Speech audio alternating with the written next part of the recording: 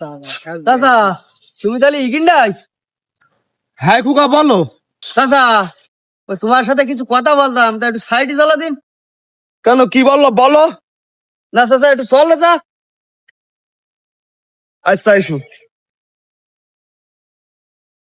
বসু।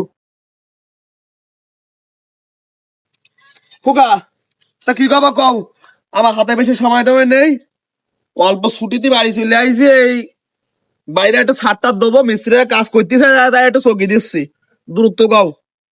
চাচা এটা কি একটু দেখো দি।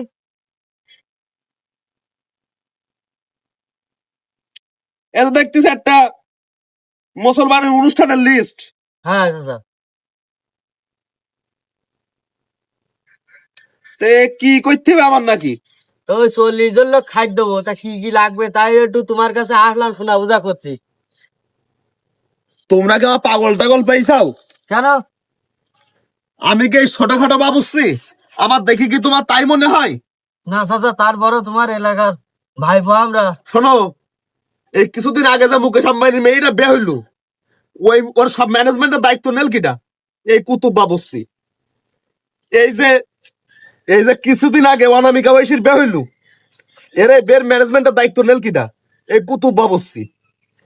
আমি সৌদি আরবে উট পাকাই, একটা টাচ তো উট রোস্ট করি, আর তোমরা এই ছোটখাটো আমার এইসব মুসলমানের এই অনুষ্ঠানে এতে আমার রাঁধুনি হিসেবে এ করতে চাচ্ছাও?